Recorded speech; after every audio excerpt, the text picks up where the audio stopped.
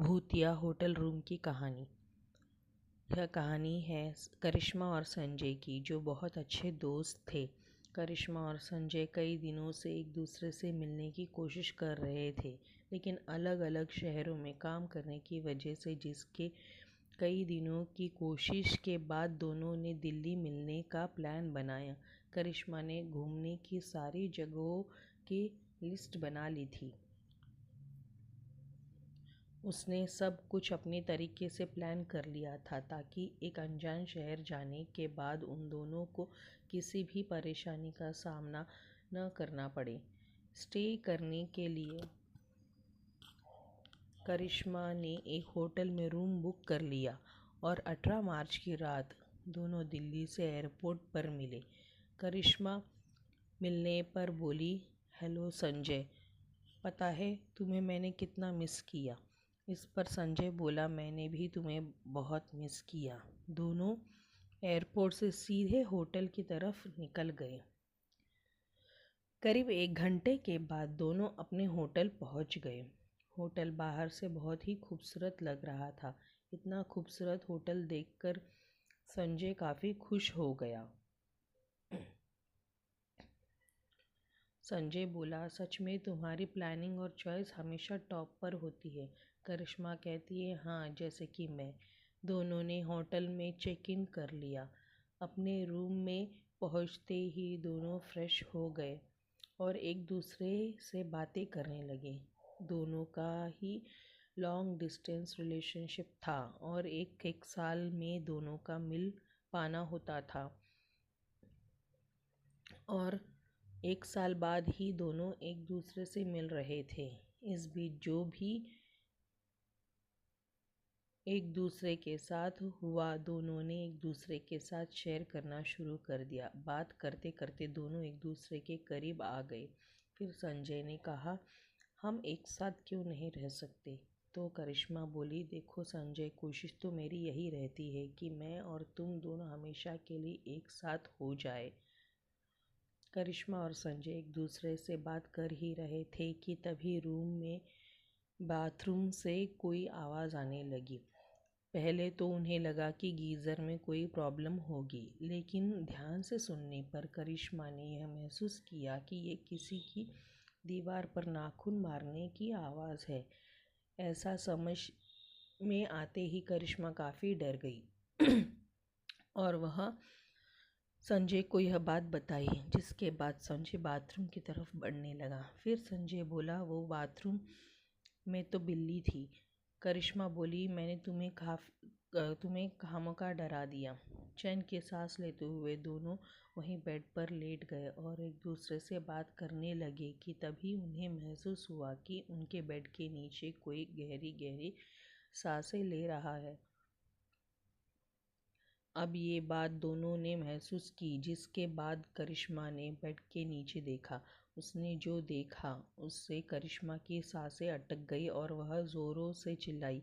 संजय को कुछ समझ नहीं आया और उसने भी जब बेड के नीचे देखा तो वहाँ उसे कुछ दिखाई नहीं दिया। करिश्मा को अब उस कमरे में कुछ अजीब लगने लगा था।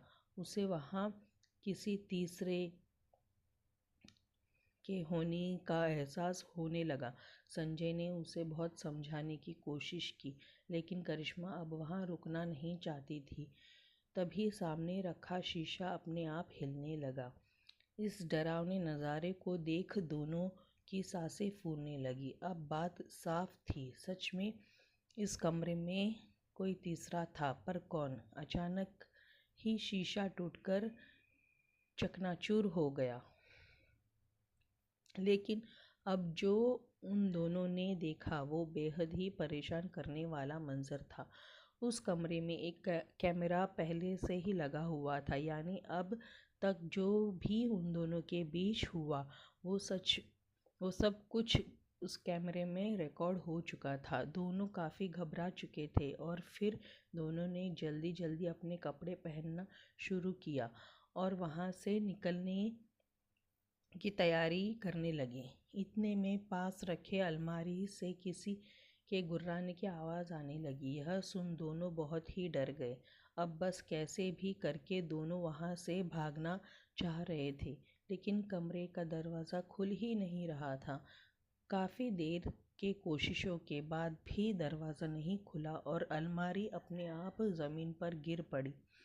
करिश्मा का डर एकदम सही था कि यहाँ कोई तीसरा भी है। वही अपने सामने इतना खतरनाक आकृति देख दोनों ही डर से कांपने लगे कि तभी वहाँ हवा की तेज़ी से उस आकृति ने संजय का गला पकड़ लिया। संजय जोर जोर से चिल्लाने लगा, उसका दम घुटने लगा। करिश्मा भी संजय को बचाने की कोशिश कर रही थी, लेकिन वह कामयाब नहीं हो पा रही थी। फिर संजय ने पूछा, तुम्हें मुझसे क्या चाहिए? संजय के पूछते ही उस भूतिया आकृति ने हवा में कुछ लिखा, सच बोलो। यह पढ़कर किसी को भी कुछ समझ में नहीं आया। उसके बाद उस भूतिया आकृति ने फिर से कुछ लिखा, कैमरा। संजय कहता है, मुझे कुछ नहीं समझ आ रहा है, मुझे छोड़ दो। संजय का दम घुटने लगा था। जिस पर उसने कहा, यह कैमरा मैंने ही लगाया है। मैं करिश्मा को ब्लैकमेल करना चाहता था ताकि वो मेरे साथ आकर रहे। संजय के ऐसा कहते ही करिश्मा के पैरों से ज़मीन ही खिसक गई। संजय ने यहाँ आते ही कैमरा को छुपा कर लगा दिया था ताकि वह करिश्मा को अपने साथ रहने के लिए ब्लैकमेल कर सके। इस घिनौने काम के बाद करिश्मा टूट चुकी थी। वही उस भूतिया आकृति ने संजय को हवा में उठा कर पटकना शुरू कर दिया। कुछ ही देर में संजय ने अपना दम तोड़ दिया। मगर ये भूतिया आकृति थी कौन?